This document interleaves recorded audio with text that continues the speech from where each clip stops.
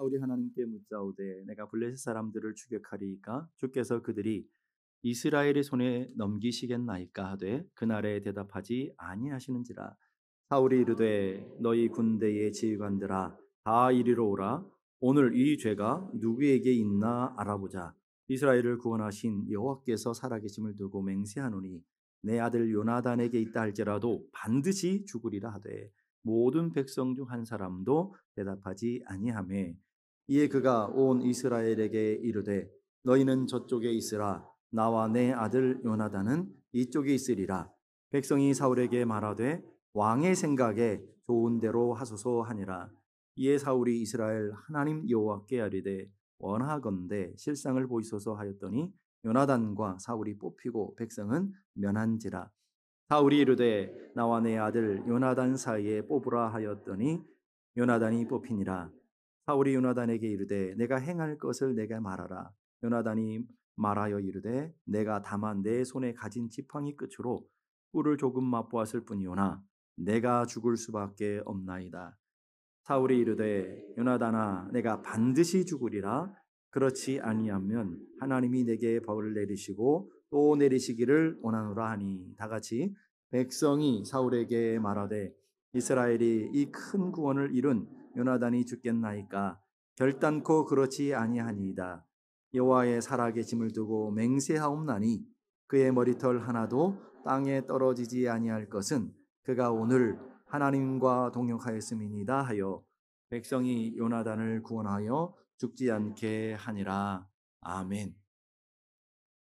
우리 앞뒤 좌우에 있는 분들과 인사를 하는데 이렇게 인사하시면 좋겠어요. 고맙습니다. 우리 다시 한번 사랑합니다. 이해합니다. 앞자리를 따르면 그게 바로 고사리예요. 여러분 고사리를 잘 기억하시고 고맙습니다. 사랑합니다. 이해합니다. 그리고 이제 미나리를 가르쳐 드릴 건데 미안합니다. 나 때문입니다. 이해합니다. 자, 우리 앞뒤를 보면서 따라 하십시다. 미안합니다. 나 때문입니다. 이해하세요. 오늘도 여러분 야유회 가서 이걸 잘 하셔야 됩니다. 그래서 집에 가가지고 미나리가 뭐지? 고사리가 뭐지? 고사리 미나리는 배웠는데 고사리 미나리 생각만 왔다 갔다 하지 마시고 고맙습니다. 사랑합니다. 이해합니다. 이게 고사리고 미나리는 미안합니다. 나 때문입니다. 이해해 주십시오. 이게 미나리인 거예요. 그래서 5월 한 달 동안 이제 우리 5월은 가정의 달이니까 이걸 잘 하시면 좋겠어요. 불행한 가정들이 특징이 있어요. 미안합니다 한마디면 되는데 자존심 부리고 끝까지 버티면서 그렇게 살아가다 보니 가정이 깨지고 어려운 거예요. 내가 잘못했다 이렇게 한번 사과하면 될 일을 끝까지 버티느라고 결국은 인생의 문제를 크게 만들고 가정의 위기와 또 자녀들과의 위기를 만들어내는 일들이 많습니다. 오늘 우리가 읽은 본문이 바로 그런 내용이에요. 우리는 이제 다시 오늘부터 사무엘상 강해로 돌아갑니다. 사무엘 14장을 제가 정리해 드리면 다 잊어버리셨겠죠. 오래 있었으니까 잊어버렸으니까 이스라엘과 블레셋과의 전쟁이 있었어요.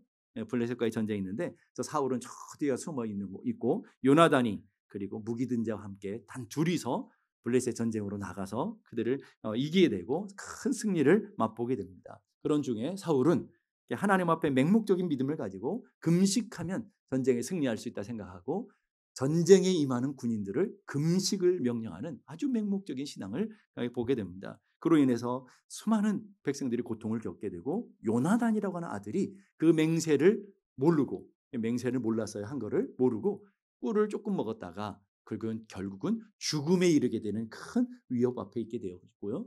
오늘 우리가 읽은 본문은 그 위험에서부터 백성들이 요나단을 구원하는 장면이 기록되어 있는 걸 보게 됩니다.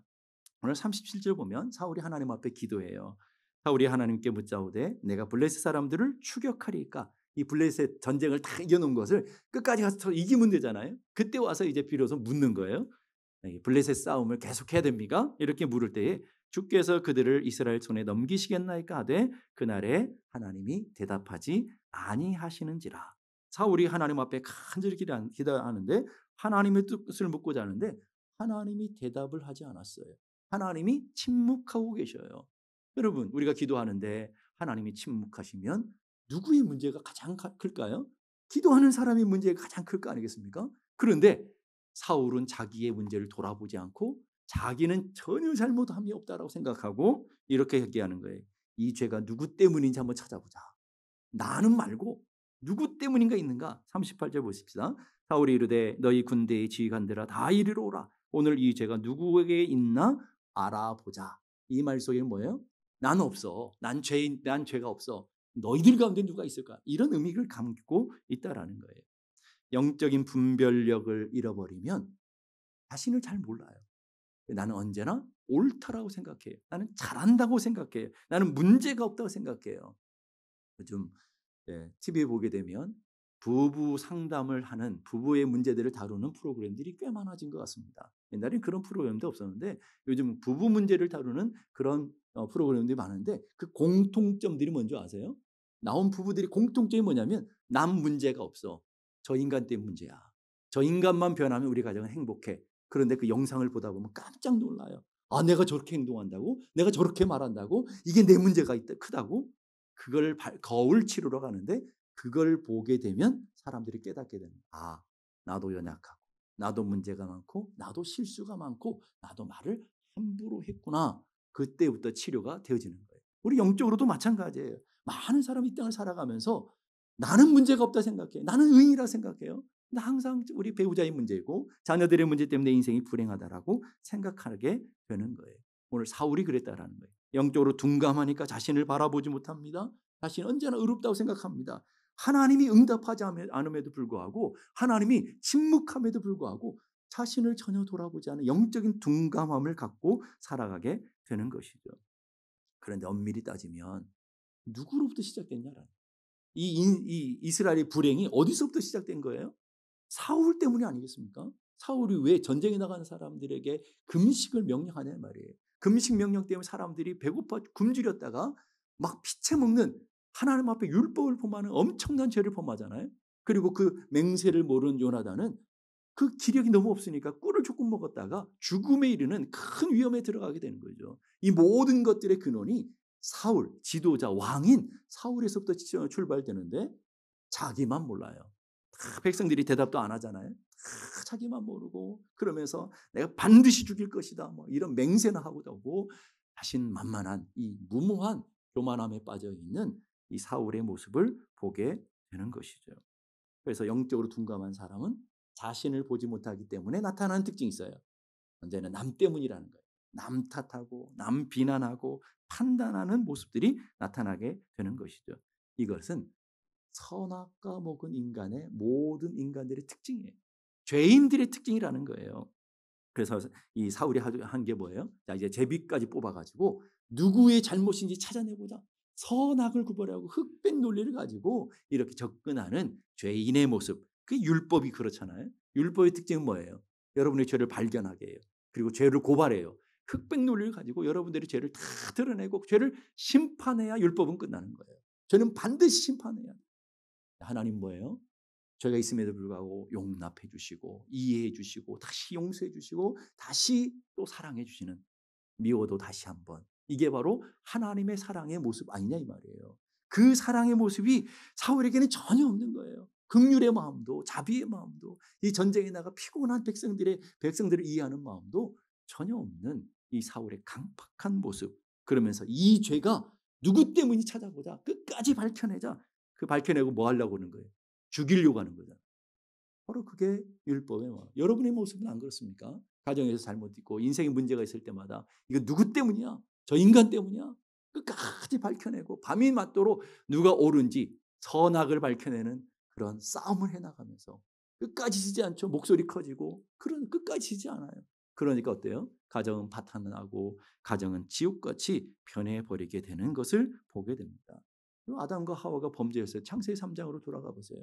아담과 하와가 선악과를 따먹었잖아요. 하나님이 아담에게 찾아오셨어요. 아담이 대표니까 아담에게 찾아가셔서 하나님 물으시잖아요. 왜 선악과 따먹었냐? 오늘 여러분들에게 하나님 찾아오셔서 너 왜 선악과 따먹었니? 물으시면 여러분은 어떻게 대답하겠어요? 난 몰라요.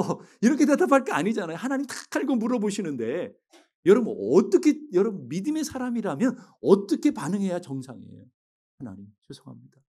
내가 따먹지 말았어야 되는데 내 연약함 때문에 내 부족함 때문에 따먹고 말았습니다. 내 호기심 때문에 따먹고 말았습니다. 하나님, 제가 죽을 죄를 졌습니다. 용서해 주시옵소서. 납작 엎드려야 되는 게 이게 정상적인 반응 아닙니까? 아닌 것처럼 저를 보시는데. 예? 근데 오늘 이 아담은 어떻게 반응하냐 보세요. 창세기 3장 12절 보세요. 선악과를 따먹은 인간의 반응이에요. 죄인들의 반응이 이렇다는 거예요. 자, 3장 12절 보니까 하나님이 주셔서 나와 함께 하신 여자, 그가 그 나무 열매를 내게 주므로 내가 먹었습니다. 나는 먹긴 먹었습니다. 죄를 지었지만 그 책임이 내게 있는 게 아니라 누가 있다는 거예요? 저 여자에게 있단 말이에요. 여러분, 그 여자라는 단어가 하와라는 이름이 있잖아요. 하와라는 분명히 이름인데 하와라는 이름을 부르잖아요. 저 여자, 저 인간 이름 강조점을 갖고 있는 거예요. 무슨 말이에요? 죄가 내게 있는 게 아니라 저 여자 때문에 있습니다. 저 여자 때문에 내가 범죄할 수밖에 없었습니다. 나는 잘못 없고 저 인간의 책임입니다. 어디서 많이 보는 것 같지 않습니까? 여러분의 가정에서 늘 일어나는 일들이 그런 거 아니에요? 여러분의 자녀들과의 부모와의 갈등 속에서 늘 일어나는 일이 아니에요? 저 인간만 잘 되면, 내 자식만 잘하면 우리 가정에 아무런 문제가 없는데 나는 늘 옳고 늘 잘한다고 생각하는, 그러면 남을 정죄하고 판단하고 있는 우리들의 모습. 그런데 그 앞에 보니까 더 놀라운 일이 있어요. 창세기 3장 12절로 다시 돌아가 보세요. 하나님이 주셔서 나와 함께 하신 저 여자, 저 여자에 강조되면서 그 앞에 강조되는 게 뭐예요? 하나님 주셨지 않습니까? 이 말인 거죠. 하나님이 저런 인간을 주셔서, 하나님이 저런 인간을 나에게 붙여주셔서, 이 말인 거예요, 여러분. 하나님 실수입니다. 하나님이 저 여자를 잘못 만나서, 잘못 만들어서, 하나님이 저 여자를 저에게 잘못 붙여주셔서 내가 이런 고통이 있고 아픔이 있는 것입니다. 누구 탓이라는 거예요? 하나님 탓. 어디서 많이 본 거 같지 않아요? 네? 난 저 인간만 만나지 않았으면, 네? 저런 자식만 나지 않았으면. 이게 우리 가정에서 늘 일어나는 반복되는 패턴들 아니냐 이 말이에요. 오늘 아담이 하나님 앞에 다 엎드렸죠. 저 때문에 제가 가장이 되어서 그걸 따먹는 거를 방치해놓고 그것도 먼저 먹고 있고, 내 연약함 때문에 하나님 저만 심판해 주십시오. 모든 책임을 갖고 아담이 하나님 앞에 납작 엎드렸다면 하나님 그거 죽이겠어요? 죽이시겠 말이에요. 하나님이 자비와 긍휼이 풍성하신 하나님이신데 그냥 덮어주시지 않겠냐 말이에요. 용서해 주지 않겠냐 말이에요. 근데 뭐예요? 저 여자 때문에 그렇습니다. 하나님 때문에 그러지 않은 거. 이건 하나님 잘못 아닙니까? 여러분, 신앙생활 하다 보면 막 가끔씩 저한테 질문하는 게 있어요. 하나님께서 왜 선악과를 만들어서 우리를 죄를 범하게 하셨습니까? 하나님 탓하는 거 아닙니까? 하나님이 왜 아담을 만드셔가지고 왜 범죄하게 하셨습니까? 또 왜 하나님 뱀을 만드셔가지고 뱀만 없어도 그런 일이 없을 거 아닙니까? 다 하나님 탓하고 있는. 여러분, 뱀이 있어도 하나님의 말씀에 순종하는 사람이 있어요. 아무런 문제가 없어요. 선악과 있어도 하나님의 뜻 가운데 서 있는 사람은 아무 문제가 없더라는 거예요. 그래서 그런 말이 있잖아요. 잘 되면 내 탓, 안 되면 조상 탓. 교회도 그런 속담이 있어요. 잘 되면 내 탓, 안 되면 목사 탓, 안 되면 장로들 탓. 뭐 이런 일들이 벌어지는 거예요, 여러분. 왜 그럴까요? 다 자기 의들이 강해요. 잘한 건 다 내 때문이야. 잘 되는 건 다 자기 몫이에요. 안 되면 뭐예요? 다 손가락들을 하나님께 두고 사람들에게 대고, 저 사람 잘못 들어와서 저 사람 때문에 교회가 어렵고 저 사람 때문에 우리 가정이 어렵고, 이러는 일들이 우리 교회 말고 다른 교회들이 많더라 이 말이에요. 예. 근데 그 여자는 어떠냐라는 거예요. 하와는 또 어떠냐고요. 하와 보니까 13절 보니까 뱀이 나를 깨므로 내가 먹었나이다. 아니, 자기가 따먹었잖아요. 그렇죠? 근데 뭐라고요? 뱀이 나를 깨물어. 저 뱀 때문입니다. 라는 말이에요. 그 말씀 앞에 또 숨겨져 있어요. 하나님 만드신 저 뱀 때문 그렇죠. 하나님 막아주시지 않은 저 뱀 때문에 그렇죠. 이런 내용이 담겨져 있다라는 말이에요. 그 말 속에는 하나님 때문이라고 얘기하는 것이죠. 우리 인생에 문제가 있고 아픔이 있을 때마다 우리는 늘 나를 돌아보고 우리 가정에 진심으로 내 삶의 자리를 한번 점검하고 보는 것이 아니라 언제나 하나님 탓하고 원망하고 불평하는 그 모습이 우리들 안에 아담의 후손처럼 우리들 안에 있지 않아요? 그러면서 선과 악을 밝혀야 돼. 선과 악을 구별해야 돼요. 누가 옳은지, 누가 잘못했는지, 누가 책임이 큰지. 당신의 책임이 51%, 난 49% 이렇게 해도 밝혀내서 내가 더 안전함을 누리려고 그렇게 살아가는 죄인의 특성들을 보게 되는 것이죠. 핑계대고 변명하는 것은 가르쳐주지 않아도 탁월하게 잘해요. 이런 변명하고 핑계대는 성경 공부를 해보신 적이 없잖아요. 그런데 얼마나 잘하는지 몰라요. 책임지고 하나님의 은혜 가운데 서는 것은 여러분 성경 공부를 하면서 뭐 얼마든지 많이 배웠는데도 불구하고 안 하시잖아요. 그걸 얼마나 이기적입니까? 그러면서 늘 우리들에는 어쩔 수 없었어. 내가 하는 건 다 이해가 되는 거예요. 남이 하는 건 불륜이고 내가 하는 건 로맨스잖아. 내가 하는 건 다 이해가 돼요. 내가 어쩔 수 없었다 그래요. 그리고 이건 환경 때문이야. 내가 잘못 자라온 배경 때문에. 난 너무 열악한 가정에서 태어나서 나는 잘 배우지 못해서 나는 학교를 제대로 공부하지 못해서 다 환경 탓하는 거예요. 그리고 뭐 하는 거예요? 저 사람들 때문에. 어쩔 수가 없는데 누구누구 때문이야 하고 우리 화살을 남에게 돌리게 되는 거예요. 불행한 가정과 행복한 가정을 연구해 봤어요. 불행한 가정은 늘 남 탓하고 공격하는 가정들이고요. 행복한 가정은 늘 책임지는 사람들이 있더라는 거예요. 짊어지고 십자가로 나가는 사람들이 있더라는 거예요. 여러분의 삶은 어떠냐라는 거예요. 그래서 이런 말이 있어요. 아내가 검사 같은 사람. 아내가 교사라서 막 잘못한 것을 훈육하고 가르치고 고치려고 하는 교사 같은 아내. 반대로 아내가 변호사 같아서 변호해주고 나의 잘못을 변호해주는 잘못한 거 알지만 변호해주고 그리고 잘못한 걸 보지만 상담해서 치유해주려고 하고 덮어주려고 하는 상담가 같은 아내. 한번 보십시다. 남자분들이죠. 검사 같은 아내를 원하십니까? 변호사 같은 아내를 원하십니까? 네? 교사 같은 아내를 원하십니까? 상담가 같은 아내를 원하십니까? 잘 들으셨죠? 여러분 아내들이시요? 그걸 원하시는 거예요. 그러면 남자들은 괜찮으냐? 남자들 중에서 왕 같은 남편이 있대요. 늘 지시하고 명령하고 물 가져와 이거 가져와 명령하고 들어누워가지고 왕같이 살아가는 분. 말 한마디로 살아가는 분. 그런데 택시 운전사 같은 남편이 있대요. 좌로 하면 예, 오른쪽으로 하면 예. 불편한 건 없었습니까? 예, 내가 뭐 잘못하는 건 없습니까? 택시 운전사 같이 이제 그렇게 대답하는 아내분들이요. 여러분은 어떤 분들과 살고 싶으세요? 예. 그랬더니 이렇게 솔직하게 대답해야 되는데 어떤 분 그러시더라고요. 돈은 왕 같고 마음은 택시 운전사 같은 분들. 정말 욕심이 많은 거예요. 네, 여러분 그런 사람을 원하기보다 내가 그런 삶을 살고 있느냐라는 남편으로서 나는 왕같이 아니 많은 사람 섬기는 삶을 살고 있느냐. 아내로서 남편을 보호해주고 자녀들을 보듬어주고 덮어주는 그런 삶을 내가 살아가고 있느냐. 그걸 보셔야 되는데 오늘 말씀 들었지? 목사님 말씀 들었지? 가서 왕같이 살면 안 된대. 이렇게 남에게 적용시키지 말라는 거예요. 말씀은 누구에게 적용해야 된다고요? 알기는 귀신같이 알아요. 나에게 적용해야 돼. 남에게 적용하지 말고 나에게 적용해야 돼. 남은 하나님께 맡기시라는. 배우자들은 하나님께 맡기시고 자녀들도 하나님께 맡기시고 나만 잘하. 한번 따라 보시죠. 나만 잘하자. 다시 한번 나만 잘하자. 다시 한번 내 탓입니다. 옆에 분하고 다시 한번 내 탓입니다. 오늘 그걸 잘하셔야 돼요. 오늘 하루 종일 내 탓입니다. 내가 부족해서 그렇습니다. 그걸 잘해. 그러면 내 탓입니다 그러는데 입으로는 여러분 내 탓입니다 그랬잖아요. 마음으로 뭘까요? 네 때문이야. 잘하셔. 막 입술로는 다 교인들은 얼마나 말을 잘하냐. 난 내 때문이야 그러는데 인상은 네 때문이야. 얼굴은 다 너 때문이야. 말투는 너 때문이야. 입으로 말할 때는 내용은 분명히 나 때문이야 그러는데 말의 태도를 보면 다 너 때문이야. 이게 문제라는 거예요. 여러분 말의 내용만 언어가 아니라 말의 태도도 언어라는 거. 여러분 기억하셔요. 그 안에 다 담겨져 있는 거예요. 여러분 가능하면 부드럽게 친절하게 대하는 그런 삶을 살아가야 될 줄로 믿습니다. 오늘 사울이 제비를 뽑잖아요. 자, 뽑았더니 42절 보니까 사울이 이르되 나와 내 아들 요나단 사이에 뽑으라 하였더니 요나단이 뽑히는지라. 여러분이 아버지 같으면 어떻게 하겠어요? 여러분이 부모님이 내 자녀들이 걸렸어. 잘못이 걸렸어. 여러분 같으면 어떻게 하겠어요? 저 반드시 죽일 거야. 이렇게 나가는 부모가 어디냐 이 말이에요, 여러분. 성경 그러고 있잖아요. 저 반드시 죽을 거야. 남도 안 그래, 남도. 근데 우리 가정 안에서 그러고 있잖아요. 남들보다 더 못한 부모들이 얼마나 많아요.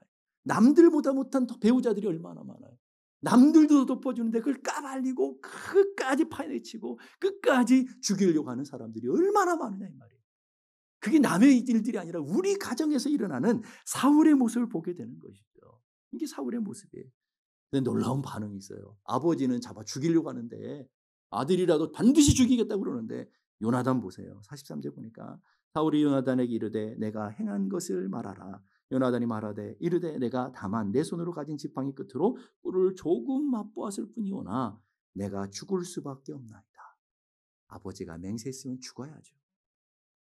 하나님의 뜻이면 반드시 죽겠습니다. 이 말인 거예요, 여러분.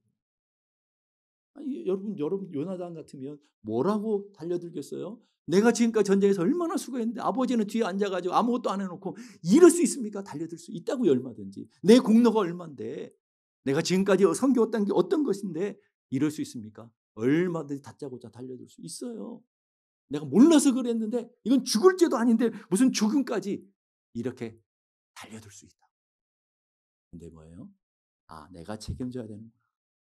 이 나라 이 민족을 살리기 위해서 내 가정을 세우기 위해서 우리 아버지의 권위를 세우기 위해서 내가 죽어야 되는구나. 죄가 그렇게 크지 않음에도 불구하고 담당하고 있다는 거예요. 그거를 짊어지고 있어요. 그게 얼마나 하나님 기뻐하시겠어요? 그랬더니 백성들이 보세요. 45절 보니까 백성이 사울에게 말하되 이스라엘의 큰 구원을 잃은 요나단이 죽겠나이까? 결단코 그럴 수 없습니다. 왕에게 달려들어요. 왕에게 명령해 주고 명령해 사는 백성들이 결단코라는 단어를 써요. 맹세하고 있어요. 그 다음 보니까 여호와 살아계심을 두고 맹세하옵나니. 사울이 맹세하니까 백성들도 맹세하는 거예요. 결단코 안 됩니다. 죽일 수 없습니다. 얼마나 멋져요. 그림으로 보면 누가 왕 같아요? 요나단이 왕 같지 않아요? 사울이 왕이 아니고. 사울에겐 권세가 없는 거예요. 남 탓하고 비난하는 사람이 권세가 주어지지 않아요. 책임지고 나가는 사람 하나님이 높여주시는데 그 다음 보세요. 하나도 땅에 떨어지지 아니할 것은 그가 오늘 하나님과 동역했습니다. 하나님과 한편이셨습니다. 하나님의 뜻을 이루는 자였습니다. 이분은 하나님의 뜻대로 했습니다. 당신이 잘못됐습니다. 이거잖아요. 요나단이 잘못된 게 아니라 당신의 잘못입니다. 이걸 얘기하는 거예요. 그러면서 백성이 요나단을 구원하여 죽지 않게 하니라. 자, 우리 겉으로는 백성들이 요나단을 보호하는 것 같지만 실제는 뭐예요? 하나님이 백성들의 마음을 감동시키셔서 책임지고 나가는 사람, 인생 고통을 끌어안고 책임지는 사람을 결코 죽이지 않아요. 살 길을 열어주시고 생명을 만들어주시는 것을 보게 되는 거예요. 여러분 가정도 마찬가지. 여러분이 책임지면 절대 죽지 않아요. 자존심 무너지지 않아요.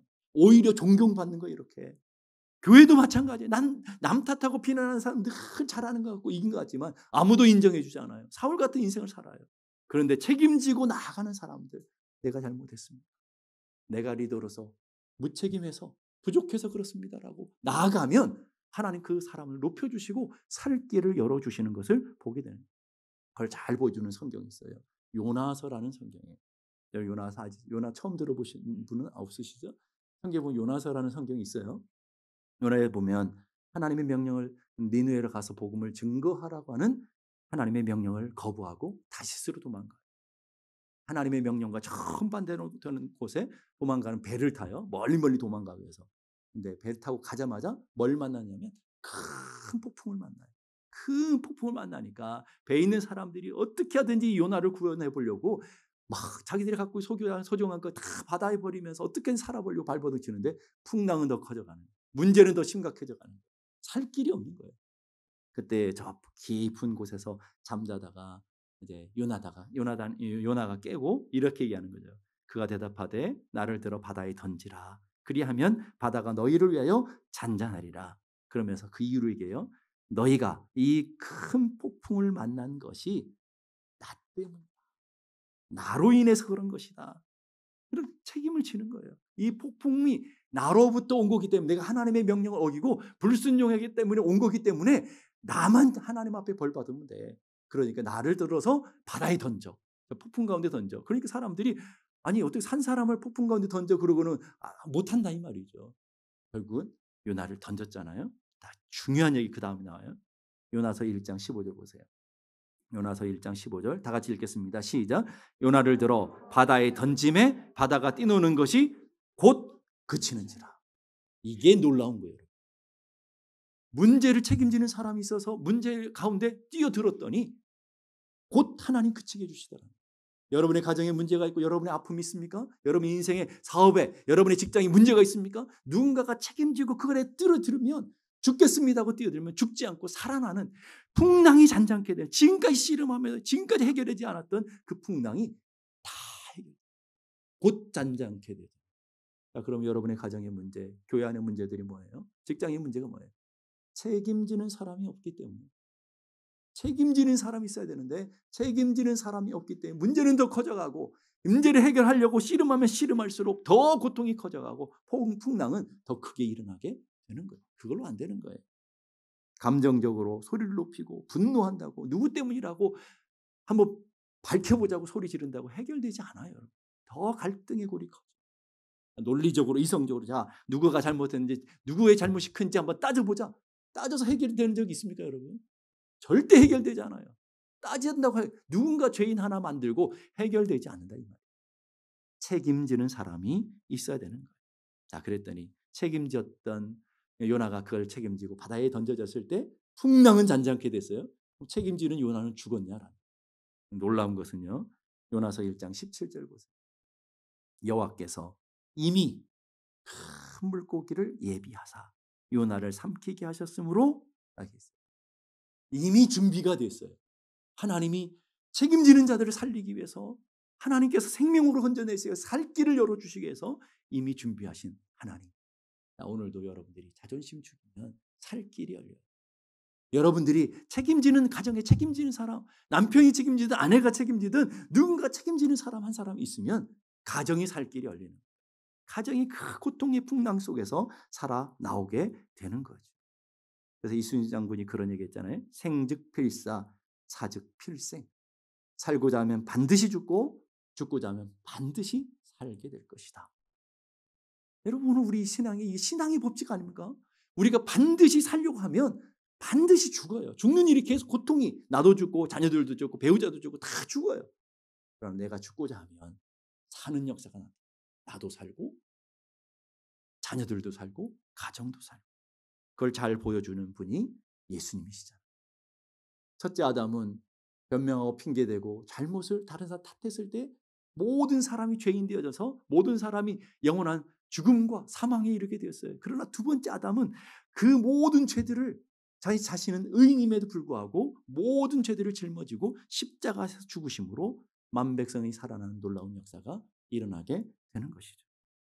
그래서 예수님은요. 털 깎는 자 앞에 양처럼 그 입을 열지 아니하였다. 잠잠하였다 그랬어요. 빌라도 앞에서 잠잠했죠. 얼마든지 따져서 이길 수 있잖아요. 논리적으로 얼마든지 할 수 있는 분임에도 불구하고 그렇지 않게 하셨다는 거예요. 주님은 그것을 담당하시고 십자가에 죽어주심으로 본인은 죽으시고 만백성을 살려내는 위대한 역사들을 만들어내시다. 여러분 이것이 신앙이에요. 이것이 기독교의 진리라는 거예요. 오늘 우리도 마찬가지예요. 여러분이 예수를 진짜 잘 믿고 있다면 여러분의 가정이 믿음대로 살고 있다면 여러분의 가정은 다 살아나요. 문제는 뭐냐면 믿음대로 말씀대로 안 살기 때문에 문제예요. 자꾸 나만 살려고 하고 나만 편하려고 하고 이런 것이 문제라는 거예요. 모든 사람이 죄인이죠. 그 말 속에는 뭐가 있냐면 나만 빼고가 있어요. 모든 사람 다 죄인이에요. 다 동의해요. 다 모든 사람이 죄인이 되어서 다 심판에 이르게 돼요. 근데 속으로는 뭐냐면 나만 난 의인이야. 난 잘못한 거 없어. 교도소에 가면요. 다 죄인들만 있대요. 사장 너 왜 이렇게 왔냐면 난 잘못 없어. 난 재수가 없어서 잡혔거든. 나는 뭐 억울한 일들이 너무 많아. 죄인들이 없더라는 거예요. 교도소에는. 다 자기 의인들인데 왜 교도소에 갔겠냐. 잘못했으니까 가는 거 아닙니까? 지옥도 마찬가지. 지옥 가보면 잘못한 사람들. 누구 탓 때문에 누구 때문에 부모 잘못 만나서 누구 때문에 나는 잘못 안 했는데 이렇게 다 탓하고 있더라고요. 천국은요. 죄인 부족한데 주의 은혜로 말미암아 주님의 사랑으로 말미암아 나 같은 죄인 살리신 주의 은혜로 말미암아 이게 천국이라는 거예요 여러분. 자 그럼 이걸 적용해 보십시다. 여러분의 가정이 천국 같은 가정이 될 수도 있고 천국 같은 교회가 될 수도 있고 지옥 같은 가정이 되고 지옥 같은 교회가 될 수도 있어요. 원리가 뭐라고요? 죄인들이 많은 교회는 죄인들이 모여있는 교회는 천국 같은 교회가 되는 거예요. 의인들이만 앉아있는 교회는 나 옳다라고 하는 사람들이 모여있는 곳은 그곳이 지옥이 되는 거예요. 가정도 마찬가지예요. 남편과 아내가 늘 부족하고 연약함들을 깨달아서 죄인들의 모두를 갖고 있는 가정들은 그곳이 천국이 되어지는 거예요. 여러분의 가정을 한번 보세요. 다 나만 옳은 거 아니에요? 나만 억울하지 않아요? 나만 손해보는 것 같지 않아요? 결혼하고 나만 손해보고 나만 불편하고 나만 바쁘고 나만 피곤하고 나만 부지런 떨어야 되고 여러분 죄인인 거예요. 그게. 그러니까 가정은 천국이 될 수 없는 거예요. 내 남편이 수고하고 있고 내 아내가 열심히 살고 있고 내 자녀들이 잘 참아주고 있고 그러기 때문에 내가 살아가고 우리 가정이 이렇게 여기까지 왔다. 이런 마음들을 갖고 있는 분들이 여러분이라고 한다면 여러분의 가정은 반드시 천국이 되어져요. 여러분의 가정 한번 보십시오. 누구 때문일까요? 다 남 탓하고 있지 않습니까? 우리는 5월 가정의 달을 이제 준비하고 있어요. 1년에 한 번이라도 우리는 가정을 깊이 생기면서 우리를 깊이 한번 점검해 봐야 되지 않겠습니까? 오늘 우리의 삶의 모습, 사울의 모습과 요나단의 모습.